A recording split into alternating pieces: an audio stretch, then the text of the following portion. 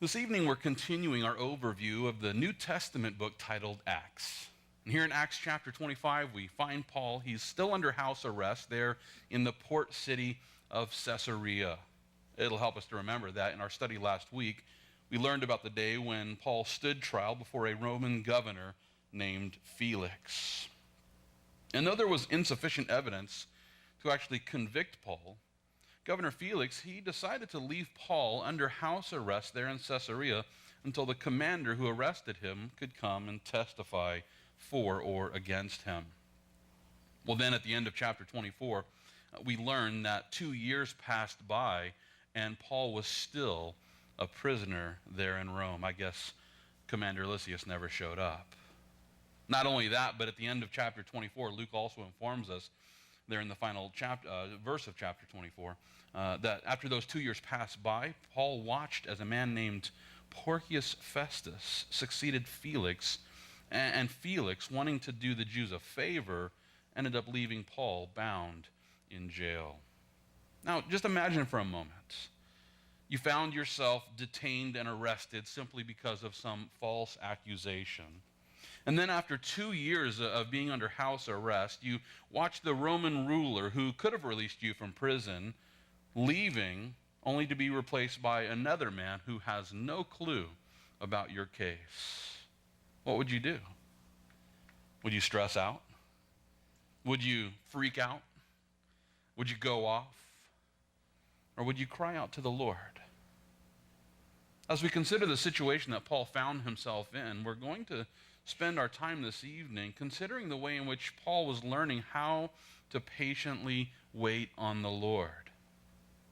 And in light of Paul's example, we're also going to take some time to explore the importance of trusting not only in God, but also in the timing of his plan for our life. Well, with this as our focus, let's begin our examination of Acts chapter 25. If you would look with me, beginning there at verse 1, because there Luke writes, "Now when Festus had come to the province, after 3 days he went up from Caesarea to Jerusalem. Then the high priest and the chief men of the Jews informed him against Paul, and they petitioned him, asking a favor against him, that he would summon him to Jerusalem while they lay in ambush along the road to kill him." Now, here in the opening verses of this chapter, we learn that this new Roman governor, his name was Festus, he arrived there in Caesarea, and within 3 days, he made his way to Jerusalem, and we can be certain that Festus probably advised his predecessor, Felix, to go and establish, that's the other way around. Felix probably advised Festus to go and establish a good relationship with the religious leaders there in Jerusalem. This was the area that he would be overseeing and governing, and you better believe that they wanted to have good relationships with those religious leaders. Luke also tells us there in verse 2 that their first order of business when he arrived there in Jerusalem was all about this prisoner named Paul. It's kind of like let's put the formalities aside and let's deal with our number one issue, and that is that Paul is still alive in house arrest there in Caesarea. Though 2 years had passed by, the high priest Ananias was quick to inquire about the status of Paul. And he wasted no time asking Festus to begin his term as governor of Judea by sending Paul back to Jerusalem so that they could ambush him and kill him.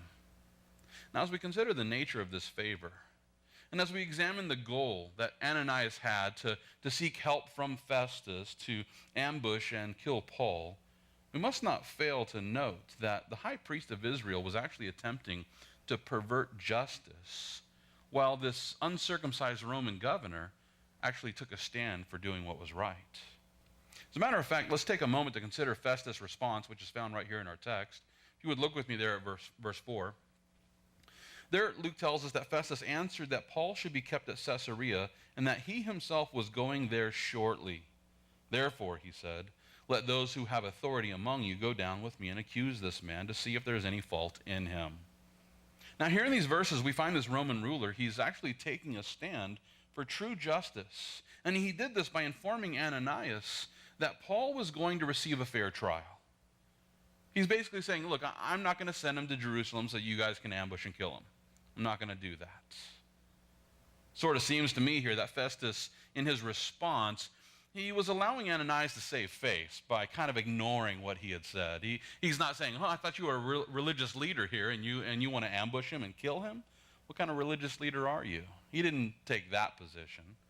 He just kind of ignored what Ananias was asking for. He overlooked the request. And yet I would also point out here that the integrity of this religious leader was probably being called into question within the mind of Festus. I'm guessing that Festus is sitting there thinking, what kind of guy is this? Well, what kind of religious leader is this high priest of Israel? Furthermore, it's my guess that Festus was quick to note that Ananias was an unrighteous religious ruler who couldn't be trusted. I'm going to guess that Festus probably came to the conclusion that I really can't take this guy at his word. I really can't believe completely what he's saying. Now, as we consider Ananias' unrighteous request, I can't help but to assume that, I wonder, had he grown entirely too impatient as he himself was waiting for the conclusion of this trial? We can think about how Paul may have grown impatient sitting there in prison, but I can't help but to wonder about Ananias and how he felt about it. He wanted to see Paul dead. And I'm guessing that he was stressing out for 2 years, hoping for the day when he could finally have his revenge on Paul. While you might think that a religious ruler like Ananias would have learned how to wait on the Lord's timing, he instead had become this unrighteous ruler who was willing to murder an innocent man so that he could quickly accomplish his own will. What he failed to realize is that this uncircumcised Roman governor was more committed to truth and justice than the man who was supposed to be representing the God of Israel.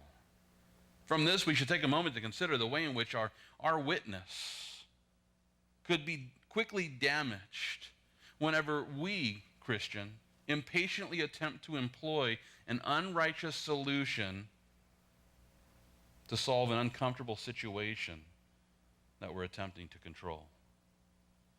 When the Christian at work or at home or wherever, whenever we choose to engage in an unrighteous decision, whenever we employ an unrighteous solution in order to manipulate the outcome of a situation, we're causing the people around us to also wonder, what kind of person is this? I thought they were a Christian. I thought they believed in truth and justice and all the things that the Bible tells us about. From this, we should take a moment to consider the way in which our witness can be quickly damaged whenever we impatiently attempt to employ this unrighteous solution into any situation that we're trying to control. And without debate, listen, we all find ourselves dealing with all sorts of situations that we'd like to control. Truth be told, we'd like to control every situation that we're involved in, right? You know, I want my will to be done in every situation, whether I'm driving down the road or whether I'm at work or whether, I'm, fifth in line at whatever burger joint I'm eating at. I want to be first in line. I want to, we want to control the situation. And there are times when impatient believers will attempt to manipulate the outcome of a situation in an unrighteous way. And as we do, we cause the people around us to question us and question our faith. We must always remember that the disciple who does this, they're damaging their testimony in the eyes of those who see us setting aside our Christian convictions in order to get our way. Well, not only did Ananias damage his own reputation in the eyes of Festus, but we also find Paul, he's now establishing his credibility through patient endurance. With this in mind, if you would look with me, beginning at verse 6, because there Luke writes, "And when he had remained among them more than 10 days, he went down to Caesarea, and the next day, sitting on the judgment seat, he commanded Paul to be brought. When he had come, the Jews who had come down from Jerusalem stood about and laid many serious complaints against Paul, which they could not prove, while he answered for himself, neither against the law of the Jews, nor against the temple, nor against Caesar have I offended in anything at all." Now here in these verses, we find the religious leaders of Jerusalem. Once again, they're presenting their complaints against Paul there in the city of Caesarea. And yet, just like before, they still had no proof to support their complaints. They had no evidence to support their claims against Paul. Now, I have to admit that if I were Paul at this point in time, I'd be a little livid. I'd be slightly furious that I'd been sitting in prison for 2 years, and yet no evidence had been brought against me. I'd be a little mad at this point in time, a little hot under the collar, if you will. Sitting around under house arrest in Caesarea for 2 years, all the while knowing that you weren't guilty of what you had been falsely accused of. And rather than being set free, this new Roman governor comes in and makes you stand once again before the same accusers who once again have no evidence of what they're accusing me of. I'd be upset. And yet, despite the fact that Paul had been locked up for 2 years on these trumped up charges, the disciple of Christ here, he demonstrates great patience and trust in the Lord by simply coming and presenting his defense in a way that was very cool and calm and collected, very gentle and respectful. As a matter of fact, if you would look again there at verse 8, there Paul answers for himself by declaring, neither against the law of the Jews, nor against the temple, nor against Caesar, have I offended in anything at all. Now, as we consider Paul's argument that he was free from all offense, I can't help but to wonder if he had maybe some amnesia there in that prison. Over the course of 2 years, had he forgotten how many people he offended throughout all the Gentile world as well as there in Jerusalem? I mean, if we go back and read through the story of Paul and his missionary journeys, it seems like everywhere he went, he was offending people. Seems like most of the cities that he went to, he was being chased out by an angry crowd because he had offended so many people with the gospel message. So what is it that he means when he says, I have not offended anyone at all? Well, it'll help us to understand that there are actually several Greek words which end up being translated into our English word, offense or offend.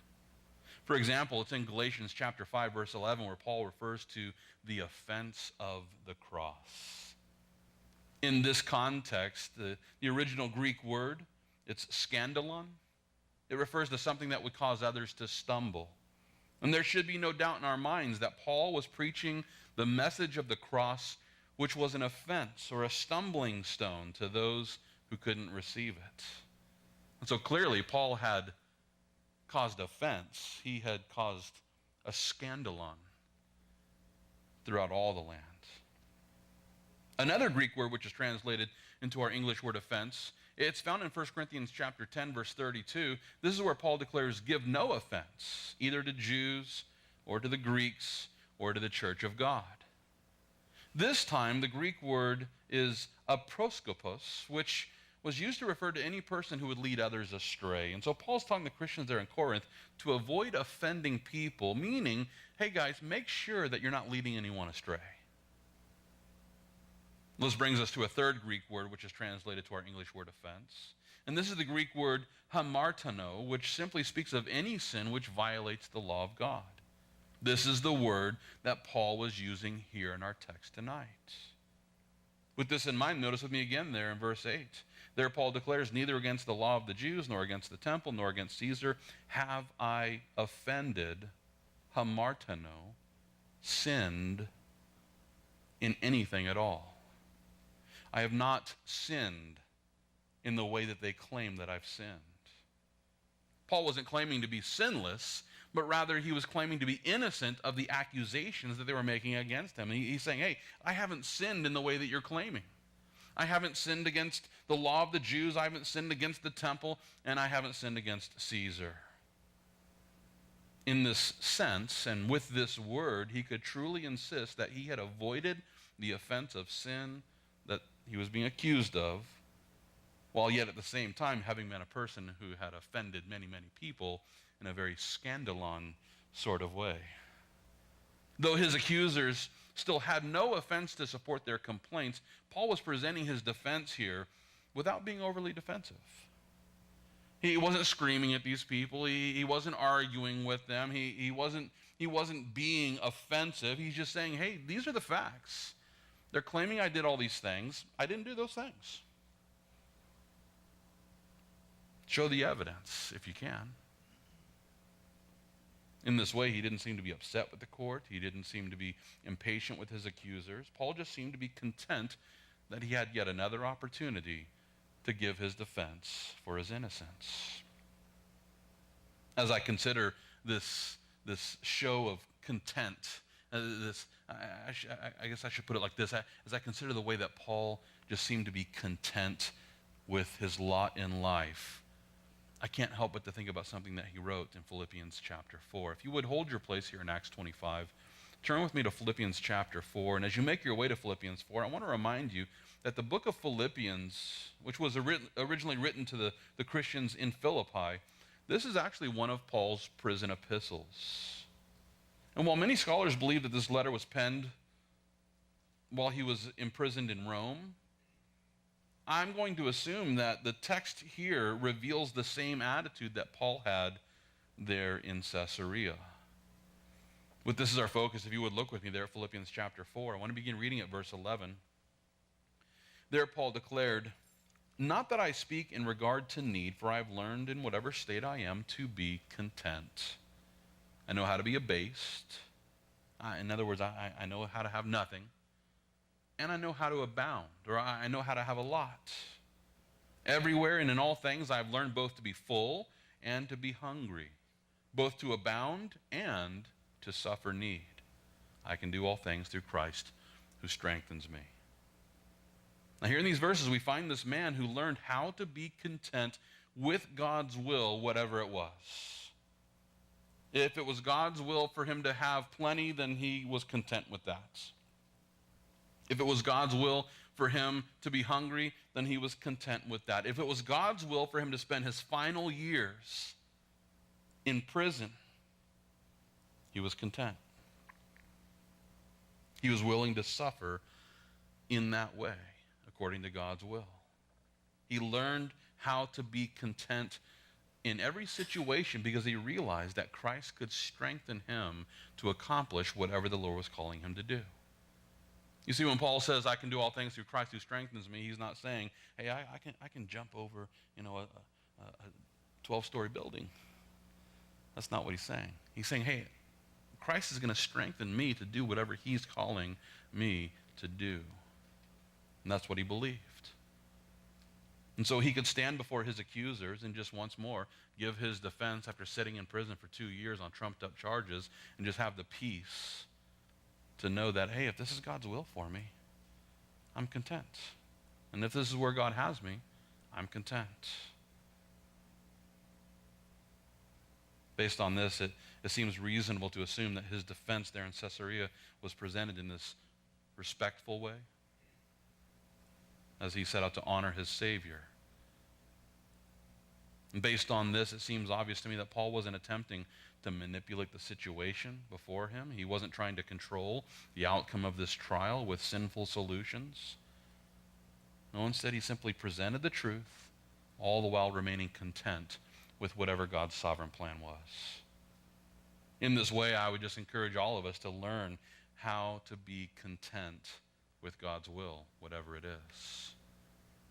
To learn how to just trust God in every situation, so that we might learn to avoid engaging in those sinful solutions that are designed to control the situation that we find ourselves in.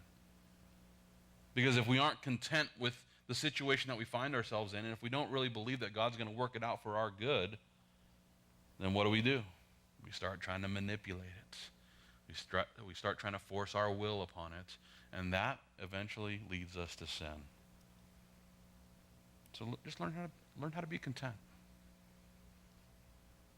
Well, after Festus heard both sides of this case, he could clearly see that Paul's accusers, they were lacking proof, and yet he still set out to appease Ananias as a good political leader. As a matter of fact, if you would look with me there at verse 9. There in Acts 25, verse 9, Luke tells us that Festus, wanting to do the Jews a favor, answered Paul and said, "Are you willing to go up to Jerusalem and there be judged before me concerning these things?" Now, here in these verses, we learn that Festus wasn't willing to do the favor that Ananias was asking for, which was to send Paul back to Jerusalem so that he could be ambushed and murdered. But he did still want to do the Jews a favor. He wanted to have a good political relationship with the people that he was leading. And so, knowing that Paul had rights as a Roman citizen, and yet still wanting to appease Ananias and have that good relationship, he went ahead and asked Paul, hey, Paul, are you willing to go back to Jerusalem and stand trial? I'll oversee it, but if you can just go to Jerusalem and stand trial there, that would be a wonderful thing. That would work out best for everyone, except for you, Paul. But if you could do that, that would be great, Paul. I'm going to guess that he already knew the answer to the question, though. I'm going to guess that Festus was smart enough to realize that Paul was not going to go back to Jerusalem and stand trial there before his accusers. I'm also going to guess that he was playing a political game here.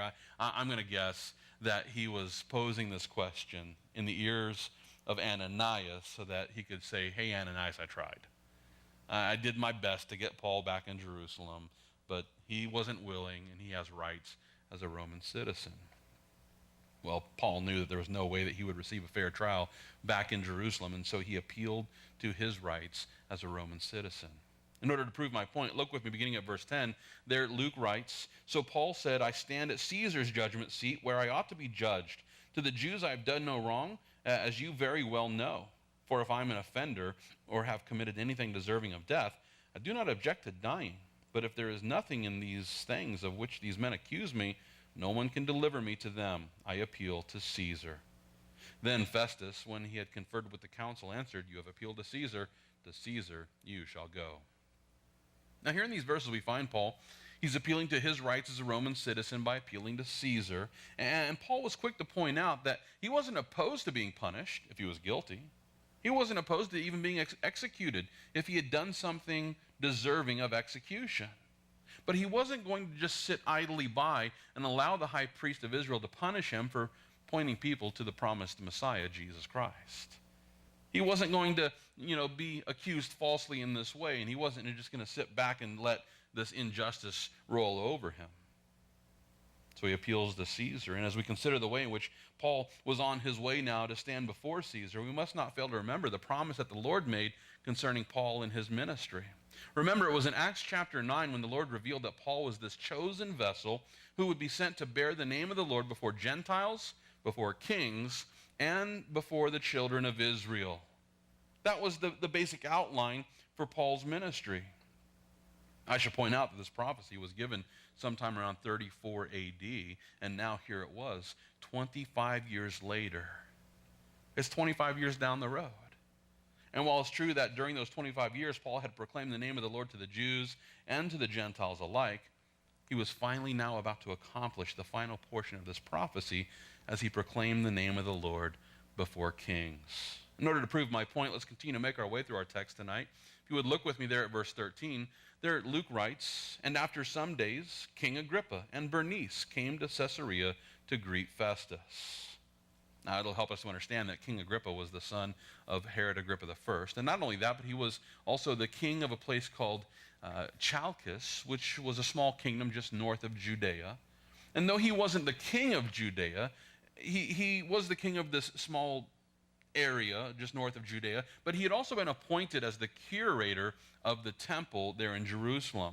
As such, he had developed an interest in the Jewish religion, and he was looked upon by Rome as an authority on the subject of the Jewish faith. That being the case, I'm sure that Festus was glad to bend Agrippa's ear regarding the court case between Paul and the Jews who were accusing him. And beginning there at verse 14, Luke tells us that when they had been there many days, Festus laid Paul's case before the king, saying, there is a certain man left a prisoner by Felix, about whom the chief priests and the elders of the Jews informed me when I was in Jerusalem, asking for a judgment against him. To them I answered, it is not the custom of Romans to deliver any man to destruction before the accused meets the accusers face to face, and has opportunity to answer for himself concerning the charge against him. Therefore, when they had come together without any delay, the next day I sat on the judgment seat and commanded the man to be brought in. When the accusers stood up, they brought no accusation against him of such things I supposed, but had some questions against him about their own religion and about a certain Jesus who had died, whom Paul affirmed to be alive. And because I was uncertain of such questions, I asked whether he was willing to go to Jerusalem and there be judged concerning these matters.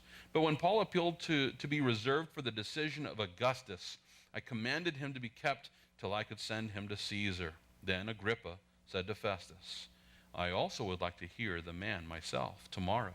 He said, "You shall hear him."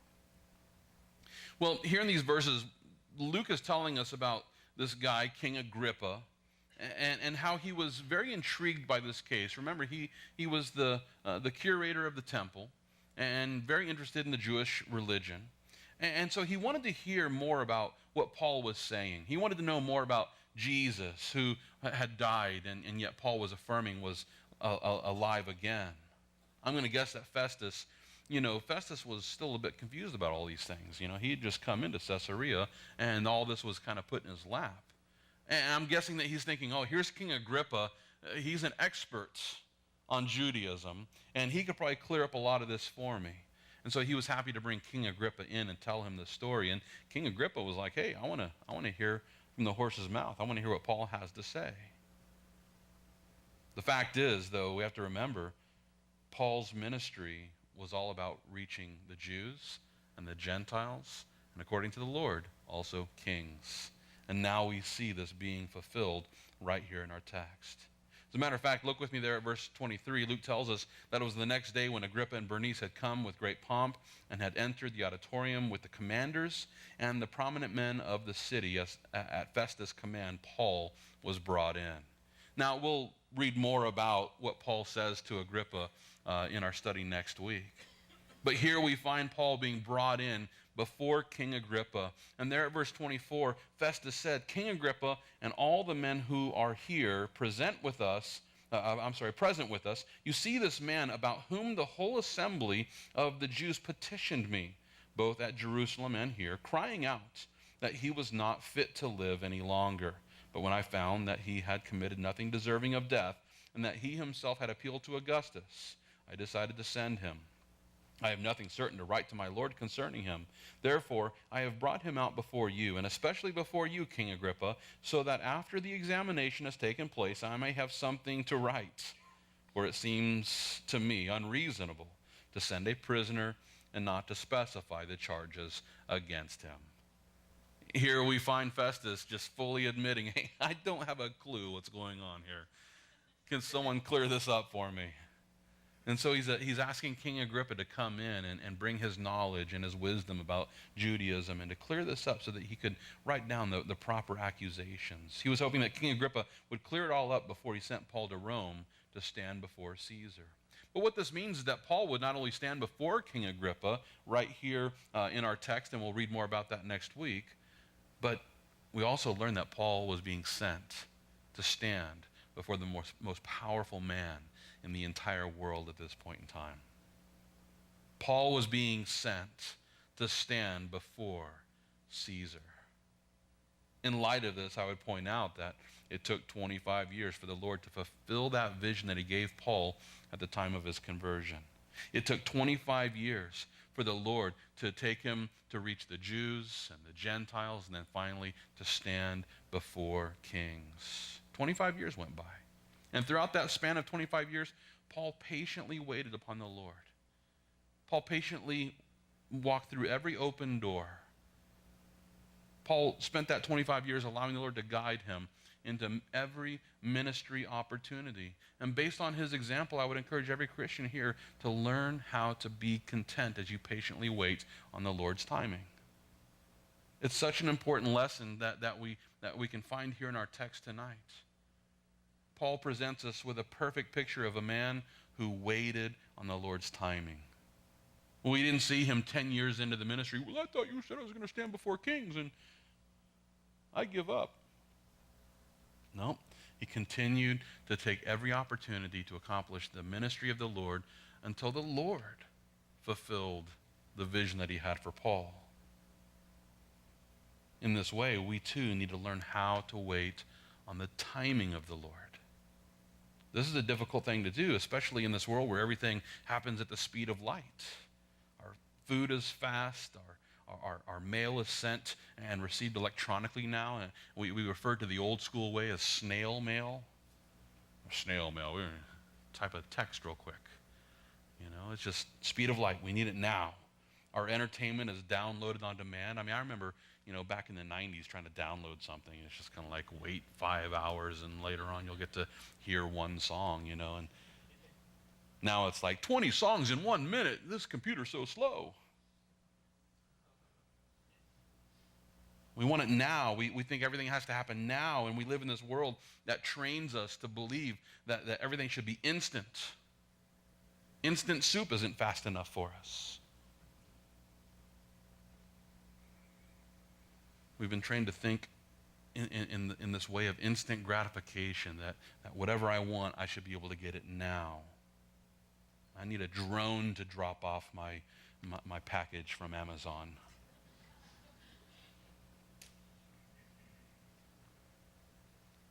Then the Lord says, hey, I'm going to do this cool thing in your life. That's awesome, Lord. Do it now. It's like, the Lord's like, no, that's just not my plan. That's not my timing. But Lord, do it now. We have to learn to wait on his timing. And I've seen too many Christians burn out because the Lord told them something. The Lord gave them some vision. The Lord said, hey, I'm going to do this cool thing in your life. And when the Lord didn't do it the next day, they gave up. Because they had no patience to wait on the Lord's timing. I remember when the Lord told me he was going to send me to South Austin. I waited 5 years before my pastor finally sent me. 5 years. I was like, well, Lord, I thought you told me something. He did. He just didn't tell me when it was going to happen. Christian, listen, I can't even begin to tell you how many believers, and I know a number of pastors who went out, planted a church, and it didn't become a mega church overnight, so they gave up and threw in the towel. I've seen Christians start ministries, and when it didn't, blossom into this, incredible thing, and it was just like this ministry to a couple of people, they gave up. Well, I thought the Lord told me it was going to be like this, and, after a month, it's only like this, and, clearly this wasn't God's plan. And wait a minute. At what point in time did you get this knowledge of God's timing so that you know exactly, how he was planning to do this thing? 25 years. Paul patiently waited for God to fulfill the vision that he had for his life. And I believe that that's a good lesson for us to learn. I know that this is an issue that most of us, if not all of us, struggle with. We hear from the Lord, we want that to happen now, and we become impatient when it doesn't happen overnight. That being the case, I just want to conclude this study with the words of James, who wisely declares, my brethren, count it all joy when you fall into various trials, knowing that the testing of your faith produces patience. But let patience have its perfect work, that you may be perfect and complete, lacking nothing. And so with that, we can ask, Lord, give us patience, and give it to us now.